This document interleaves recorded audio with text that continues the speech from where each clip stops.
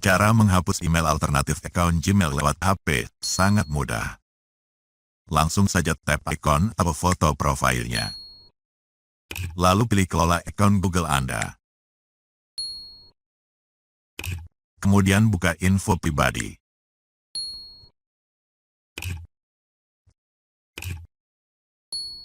Tap pada bagian email.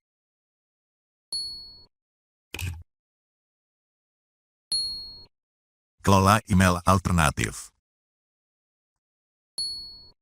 Lanjutkan. Buka dulu kunci keamanan HP kita.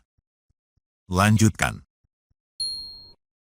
Nah, sekarang kita tinggal hapus alamat email yang tertera di sini. Nah, berhasil.